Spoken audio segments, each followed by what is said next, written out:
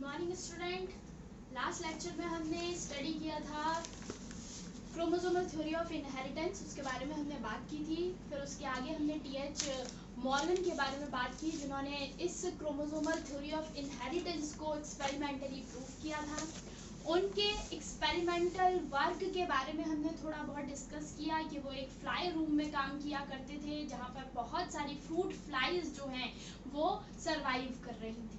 Clear. हमने ये भी पढ़ा था कि जो मॉर्गन थे, इन्होंने अपने एक्सपेरिमेंट करने के लिए किस इंसेक्ट का इस्तेमाल किया, ड्रोसोफिला मेलानोगैस्टर, इसके बारे में हमने डिस्कस किया। ये भी हमने पढ़ा था कि मॉर्गन ने इसी फ्रूट फ्लाई को या ड्रोसोफिला मेलानोगैस्टर को ही क्यों चूज किया था अपने एक्सपेरिमेंट के लिए या फिर स्टडी के लिए, तो जिसके कुछ रीजंस हमने डिस्कस किए थे लास्ट क्लास में। फिर हमने ये भी पढ़ा था कि मॉर्गन जो थे, मॉर्गन ने 3 डायहाइब्रिड क्रॉसेस को एक्सप्लेन किया, और ये 3 डायहाइब्रिड क्रॉसेस जो हैं वो इसी ड्रोसोफिला मेलानोगैस्टर फ्लाई के 3 कैरेक्टर्स थे। कैरेक्टर्स कौन कौन से थे? पहला कैरेक्टर हमारा था बॉडी कलर, जिसमें हमने जो 2 कलर के बारे में बात की, येलो एंड ब्राउन। तो जो ब्राउन कलर था उसे हमने डोमिनेंट माना था, जिसे Y प्लस से एक्सप्लेन किया था या डिनोट किया था। और येलो कलर को, येलो बॉडीड कलर को हमने रिसेसिव एलील माना था, और जिसे हमने स्मॉल y से रिप्रेजेंट किया था। चलिए, तो ये चीज जो है वो हम फिर से लिख लेते हैं। इन्होंने किन किन कैरेक्टर के बारे में बात की? इन्होंने बात की बॉडी कलर। ठीक, बॉडी कलर कौन कौन से थे? 2 बॉडी कलर इन्होंने लिए। एक कलर था ब्राउन और दूसरा कलर इन्हें मिला येलो। ब्राउन को इन्होंने Y प्लस से डिनोट किया और येलो को केवल स्मॉल y से डिनोट किया। ठीक, दूसरा जो कैरेक्टर था वो दूसरा कैरेक्टर था आई कलर। ठीक, आई कलर जो था, एक आई का कलर था व्हाइट आइड और दूसरा कलर था रेड आइड। तो जो व्हाइट आइड कलर था उसे W से रिप्रेजेंट किया, मतलब ये जो था वो रिसेसिव कैरेक्टर था W। ठीक, और जो इसका डोमिनेंट कैरेक्टर था वो था रेड, जिसे W प्लस से डिनोट किया। भाई यहाँ कैपिटल लेटर्स और स्मॉल लेटर का कोई लेना देना नहीं है, यहाँ केवल हम डोमिनेंट को प्लस से डिनोट करेंगे और रिसेसिव एलील को हम विदाउट प्लस या स्मॉल लेटर से डिनोट करेंगे। तीसरा जो कैरेक्टर था वो तीसरा कैरेक्टर था विंग साइज। विंग साइज, तो एक जो साइज था वो नॉर्मल साइज था, जिसे M प्लस से डिनोट किया गया, जो कि एक डोमिनेंट कैरेक्टर था। दूसरा जो साइज था वो नॉर्मल साइज से छोटा था, जिसे मिनिएचर कहा। मिनिएचर मतलब छोटा, और इसे रिप्रेजेंट किया हमने M से, मतलब मॉर्गन ने रिप्रेजेंट किया था M से। ठीक, इन 3 कैरेक्टर के बारे में मॉर्गन ने काम किया। तो अब हम इसके पहले डायहाइब्रिड क्रॉस को स्टडी करते हैं। बच्चों, ये जो डायहाइब्रिड क्रॉसेस होंगे ये कुछ थोड़े से मेंडल के थ्रू किए गए डायहाइब्रिड प्रोसेस से आपको थोड़ा सा डिफरेंट लगेंगे। क्यों लगेंगे? क्योंकि मॉर्गन ने लास्ट क्लास में भी बताया था, मॉर्गन ने सेक्स क्रोमोसोम्स के ऊपर काम किया था, सेक्स लिंक्ड क्रोमोसोम्स के ऊपर काम किया। इन्होंने X और Y के साथ काम किया था, ना कि नॉर्मल ऑटोसोम्स के साथ काम किया था। तो थोड़ा बहुत डिफरेंट जरूर लगेगा, लेकिन रिजल्ट्स के जब हम बात करेंगे तो शायद हमें कुछ सिमिलैरिटीज जो हैं वो नजर जरूर आएंगी। ठीक, तो इनके हम पहले डायहाइब्रिड क्रॉस के बारे में बात करते हैं, जो कि इन्होंने करवाया था बॉडी कलर और आई कलर के बीच में। क्लियर? इन्होंने क्या लिया? देखिए, इन्होंने कुछ कंडीशन भी रखी थी। इन्होंने ये कंडीशन रखी थी कि भाई मैं जो मेल ड्रोसोफिला फ्लाई लूंगा उस पर हमेशा डोमिनेंट जीन होने चाहिए। क्लियर है? देखिए, आप जानते हैं, हम डिस्कस कर चुके हैं कि ड्रोसोफिला एक ऐसा इंसेक्ट है जिसमें फीमेल जो होती है वो होमोगैमेटिक होती है और उसमें एक्स क्रोमोसोम होते हैं, मतलब एक्स क्रोमोसोम का पेयर होगा, और जो मेल ड्रोसोफिला फ्लाई होगी उसमें एक्स और वाई, ठीक है, एक्स और वाई, मतलब ये कैसा होता है, हेट्रोमॉर्फिक या हेट्रोगैमेटिक होता है मेल, ठीक, बिल्कुल ह्यूमंस की तरह, ठीक है। तो सेक्स डिटर्मिनेशन में ये चीज हमने डिस्कस की हुई है। अब यहाँ देखिए, इन दोनों में से दो एक्स एक्स क्रोमोसोम है, सेम क्रोमोसोम्स है। अब इस पर जो जीन है वो रिसेसिव है, लेकिन इसका जीन हो सकता है डोमिनेंट हो, तो वो अपना एक्सप्रेशन देगा। अगर दोनों पर ही डोमिनेंट जीन होगा तो भी वो अपना एक्सप्रेशन देगा, क्लियर है। लेकिन जब हम इसकी बात करते हैं तो उसके पास केवल एक एक्स क्रोमोसोम है, क्या है, केवल एक एक्स क्रोमोसोम, और ये तीनों जो कैरेक्टर हैं वो केवल और केवल एक्स क्रोमोसोम्स पर प्रेजेंट होते हैं, वाई क्रोमोसोम पर नहीं होते हैं। याद रखिए, किस पर प्रेजेंट होते हैं, एक्स क्रोमोसोम पर प्रेजेंट होते हैं, वाई पर प्रेजेंट नहीं होते। तो ये तीनों का बॉडी कलर का जीन, आई कलर का जीन, विंग साइज का जीन, तीनों कहाँ होंगे, हमारे एक्स क्रोमोसोम पर होंगे। तीनों कहाँ पाए जाएंगे, एक्स क्रोमोसोम। और क्या कहा इन्होंने कि मेल डोमिनेंट होगा। अब इस एक्स क्रोमोसोम पर बॉडी कलर का जो डोमिनेंट जीन है वो है हमारा W+। कौन सा जीन है, W+। तो भाई इस पर होगा तभी तो डोमिनेंट होगा, इस पर तो है ही नहीं, इस पर तो जीन है ही नहीं ना, तो ये अकेला अपना एक्सप्रेशन दे जाता है, क्लियर है। ये क्या करता है, अकेले अपने एक्सप्रेशन देता है। और अगर इसके पास डोमिनेंट जीन ना होकर रिसेसिव जीन हो तब भी ये अपना एक्सप्रेशन जरूर देगा। भाई नॉर्मली मेंडल ने क्या बताया था, मेंडल ने बताया था कि रिसेसिव जीन को अपना एक्सप्रेशन देने के लिए क्या चाहिए, होमोजाइगस कंडीशन चाहिए। याद कीजिए, स्मॉल टी, ये अपना एक्सप्रेशन स्मॉल टी तभी दे पाएगा जब इसके पास क्या होगा, होमोगैमेटिक या होमोजाइगट होगा, क्लियर है। होमोजाइगस अगर नहीं हुआ तो ये क्या स्मॉल टी अपना एक्सप्रेशन दे पाएगा, नहीं, मेंडल ने ये कहा था। लेकिन यहाँ पर जो कंडीशन बनती है वो हेमीगैमेटिक कंडीशन बनती है, ठीक। यहाँ पर अगर एक्स क्रोमोसोम के पास स्मॉल या फिर रिसेसिव अलील है तब भी वो अपना एक्सप्रेशन जरूर देगा। इसे हम हेमीगैमेटिक कंडीशन कहते हैं, क्योंकि इसको पेयर की जरूरत नहीं है, ठीक है। इसीलिए मैं बार बार कह रही हूँ बच्चों, थोड़ा सा आपको डिफरेंस मिलेगा क्योंकि हम सेक्स लिंक्ड क्रोमोसोम्स की बात कर रहे हैं, हम एक्स क्रोमोसोम की बात कर रहे हैं, ठीक है। चलिए, और यहाँ पर हम मेल और फीमेल की भी बात कर रहे हैं, तो इस चीज को आप बहुत ध्यान से समझिएगा। चलिए, ये शुरू करने से पहले मैं आपको थोड़ा पुरानी क्लासेस की चीजें भी याद कराना चाहूंगी। क्रॉसिंग ओवर याद कीजिए बच्चों, जब हमने सेल डिवीजन की स्टडी की थी तब मियोसिस में क्या हो रहा था, जो नॉन सिस्टर क्रोमेटिड्स थे वो आपस में एक्सचेंज होते थे, आधा हिस्सा इधर ट्रांसफर होता था, आधा हिस्सा इधर ट्रांसफर होता था। काइजमाटा करके एक वर्ड मैंने आपको बताया था, जहां पर क्रोमोसोम आपस में लिंक्ड होते हैं, जुड़ते हैं, जहां पर पहले वो जुड़ते हैं, जुड़ने के बाद टूटते हैं, टूटने के बाद रीजॉइन होते हैं, दोबारा से ज्वाइन होते हैं, जिसके कारण मदर और फादर के जो गैमीट्स हैं या क्रोमोसोम का जो पार्ट है वो एक्सचेंज हो जाता है, क्लियर है। बताया था कि यहाँ क्रॉसिंग ओवर परफॉर्म होती है, तो उस चीज का इस्तेमाल हम यहाँ करने वाले हैं, ठीक है। तो जिन बच्चों को प्रॉब्लम है वो अपने पुराने नोट्स खोलना शुरू कीजिए, क्रॉसिंग ओवर के बारे में स्टडी करना शुरू कीजिए, रिवीजन कीजिए, टाइम है आपके पास और उस टाइम का इस्तेमाल कीजिए। चलिए, तो हम पहला डायहाइब्रिड क्रॉस की बात करते हैं जिसको करवाया था मेंडल ने, किस किस के बीच में, बॉडी कलर और आई कलर, ठीक है, जिसमें फीमेल रिसेसिव और मेल डोमिनेंट। चलिए, ये हो गया हमारे दो एक्स क्रोमोसोम मतलब फीमेल,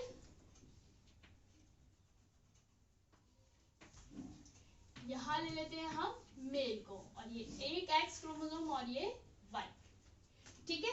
अब हमेशा याद रखिए, एक्स क्रोमोसोम ये साइज में बड़ा होता है, वाई क्रोमोसोम साइज में छोटा होता है और हुक्ड शेप होता है। कैसा होता है, hooked shape in Drosophila melanogaster, clear है।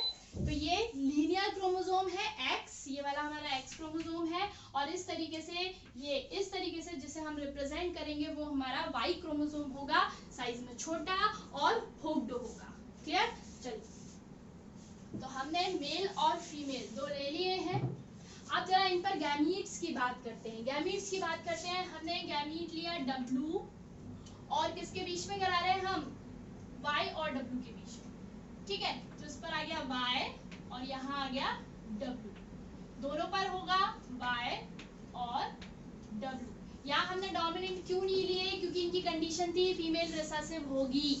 ठीक है, फीमेल रिसेसिव इसी कंडीशन में हो सकती है अगर Y प्लस होता।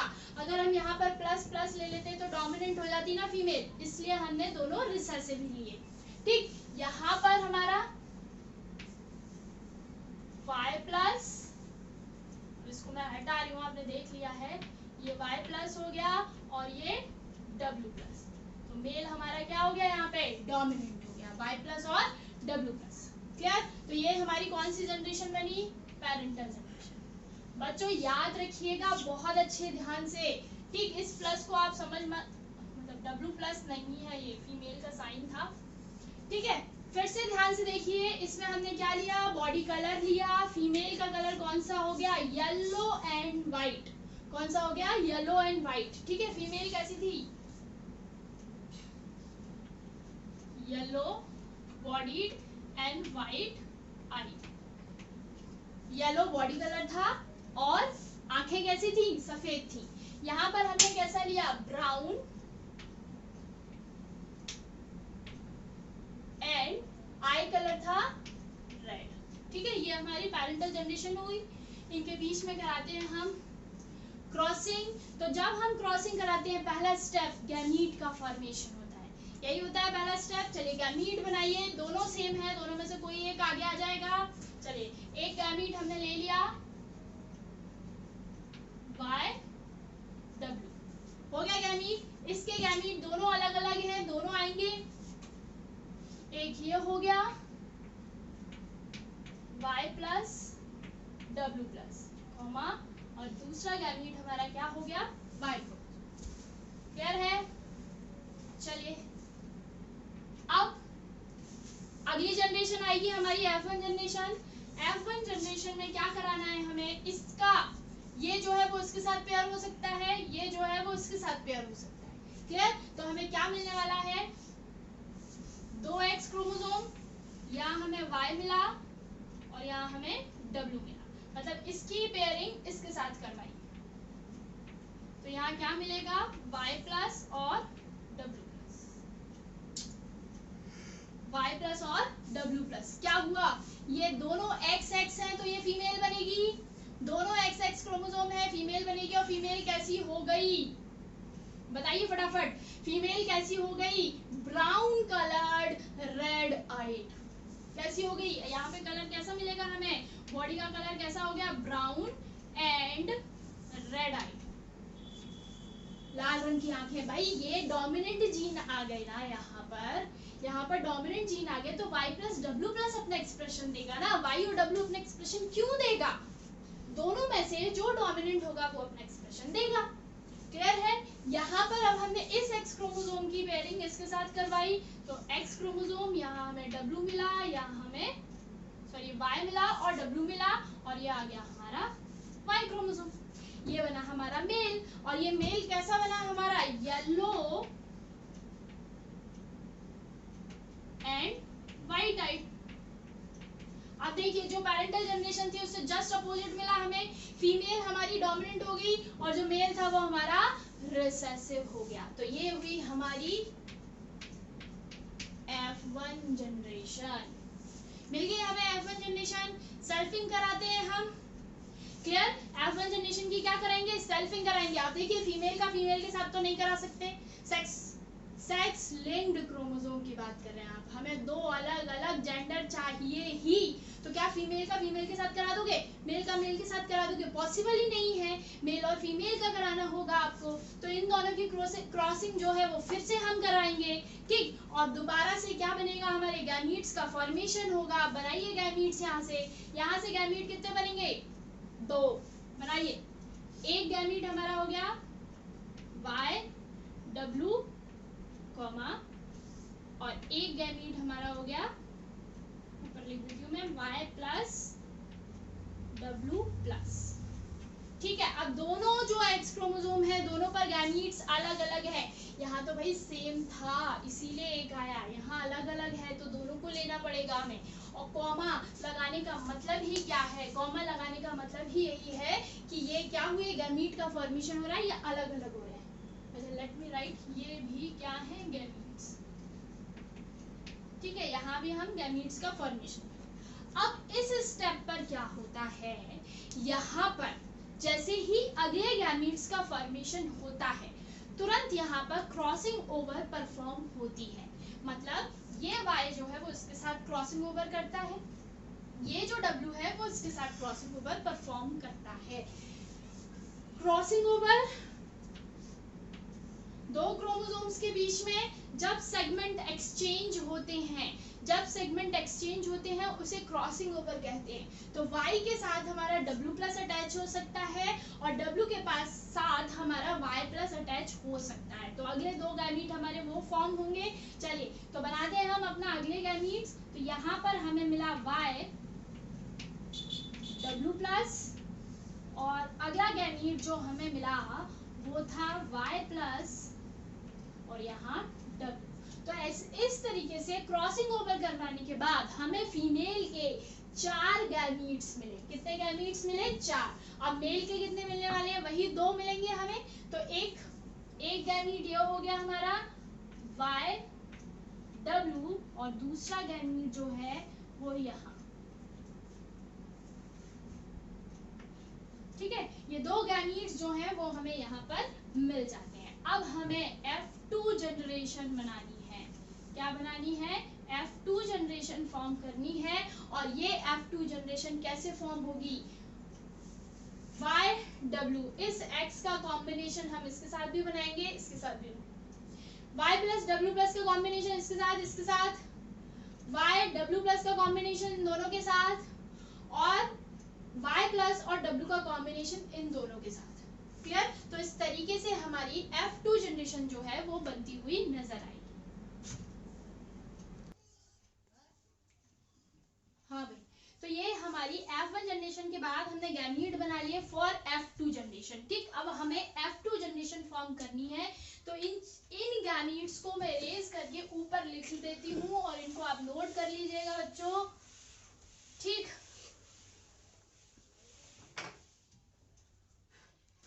चलिए ये गैमीट्स हो गए हमारे। अब क्रॉसिंग कराते हैं हम Y W की क्रॉसिंग Y W के साथ। ठीक है, तो यहाँ हमें जो नेक्स्ट जनरेशन मिलने वाली है वो हमारी F2 जनरेशन होगी। इस X का ये इस X के साथ पेयर बनाते हैं। ठीक, तो ये हमारा पहला X क्रोमोसोम Y W और दूसरा X क्रोमोसोम Y W। ठीक है, ये हमारी फीमेल बनी और बिल्कुल पेरेंट, जहां जो जनरेशन हमने पेरेंटल उठाई थी वही फॉर्म हमें यहाँ बनता हुआ नजर आया। ठीक, अगला जरा Y प्लस W प्लस का पेयर इसके साथ बनाइए।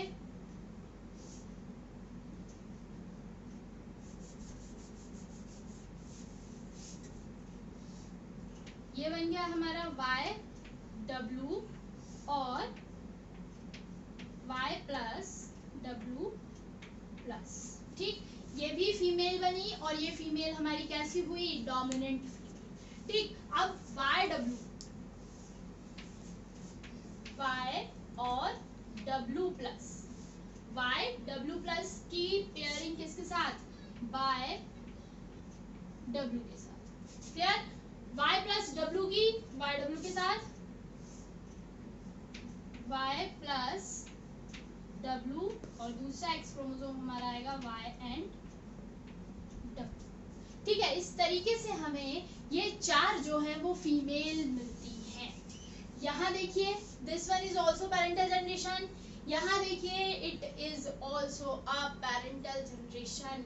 F2 जनरेशन, F1 जनरेशन का पेरेंट यही तो था हमारा, और ये पेरेंटल जनरेशन तो था ही। अब जरा हम इसके साथ क्रॉसिंग कराते हैं, पेयर बनाते हैं। तो भाई Y W, ये जो Y क्रोमोसोम है वो चारों के साथ जाएगा हमारा, तो मैं फटाफट बना देती हूँ। यहाँ पर ये और ये हो गया, और यहाँ भी Y क्रोमोसोम। ठीक, तो हमें क्या मिलने वाला है, यहाँ मिलेगा YW। ठीक, यहाँ हमें मिलने वाला है Y प्लस W प्लस, यहाँ हमें मिलेगा YW प्लस, और यहाँ हमें मिलेगा Y प्लस W। तो इस तरीके से हमें हमारी नेक्स्ट जनरेशन, जिसे हम F2 जनरेशन कह रहे हैं, वो मिल जाती है। ये हो गए हमारे फीमेल्स और ये हो गए हमारे मेल्स। क्लियर है?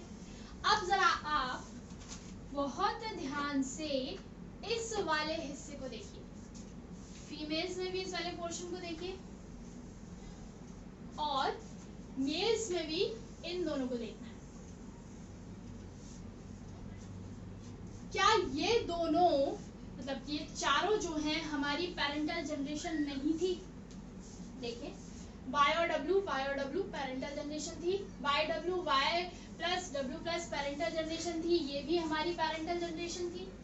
ठीक, तो हमें क्या मिला? हमें ये मिला, और जरा हम, अच्छा रुकिए, हम दूसरे हिस्से पर भी नजर डालते हैं। तो जब हमने दूसरे हिस्से पर देखा तो ये जो थे, ये तो हमारे पेरेंटल जनरेशन कभी थे ही नहीं ना।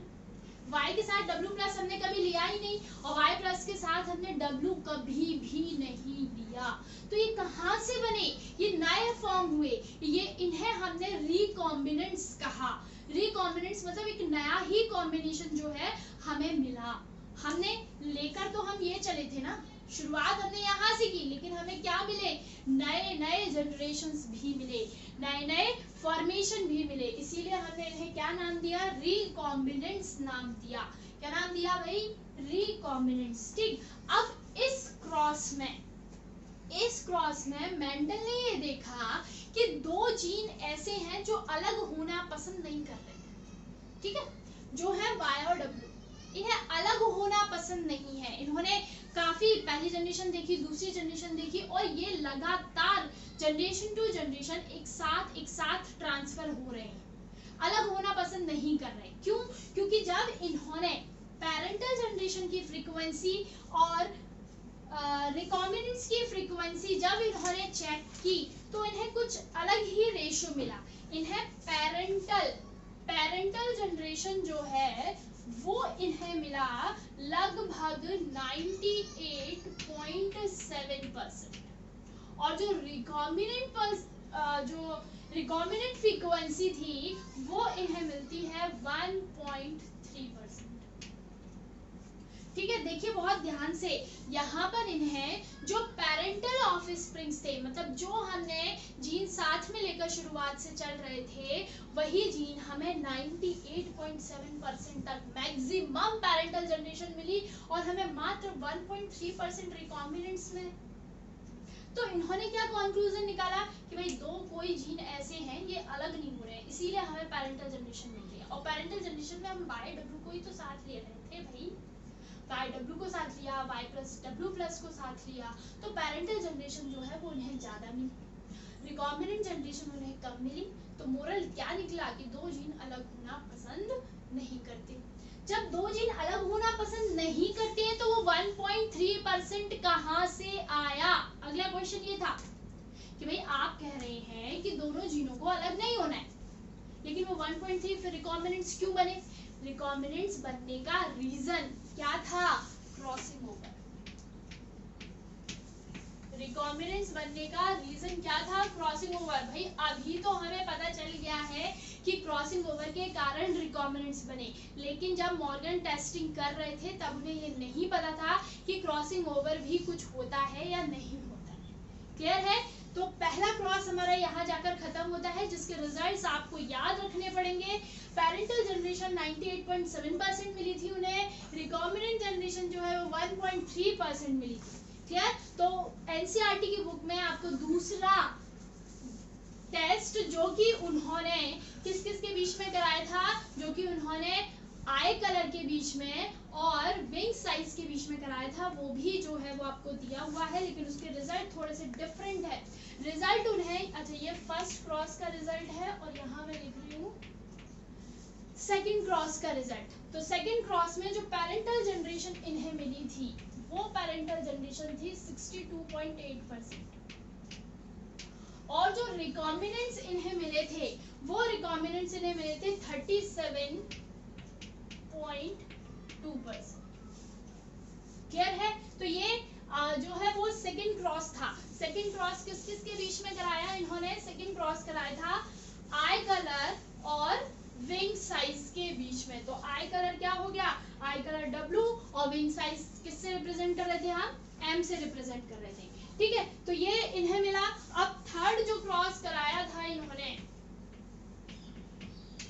इस थर्ड क्रॉस का रिजल्ट जो है वो आपको बुक्स में नहीं दिया हुआ है। तो इसमें इन्हें जो पेरेंटल जनरेशन मिली वो मिली 61.5%। ये थर्ड जनरेशन में मिली, और रिकॉम्बिनेंट्स जो इन्हें मिले वो बहुत ज्यादा थे, मतलब इन सबसे ज्यादा थे, वो थे 38.5%। क्लियर? तो ये तीन क्रॉसेस थे। ये क्रॉस किस किस के बीच में था? ये क्रॉस था हमारा बॉडी कलर Y, अब ये डोमिनेंट और रिसेसिव कुछ भी हो सकता है, बॉडी कलर, और था आई कलर के बीच में। तो आई कलर को हम W से डिनोट कर रहे थे। ये हमारा W और विंग साइज के बीच में था। ये जो हमारा था वो विंग साइज और था बॉडी कलर के बीच। ठीक है, ये तीन डायहाइब्रिड क्रॉसेस जो है वो मॉर्गन ने करवाए थे। अब देखिए इनकी फ्रीक्वेंसीज के बारे में आप बात कीजिए। इसकी रिकॉम्बिनेंट फ्रीक्वेंसी कितनी है? 1.3%। इसकी रिकॉम्बिनेंट फ्रीक्वेंसी एकदम से बहुत बढ़ जाती है, वो हो जाती है 37.2%, और इसकी बनती है 38.5%। तो ऐसा क्या हो रहा था? मॉर्गन बड़े कंफ्यूज थे कि ऐसा हो क्या रहा है।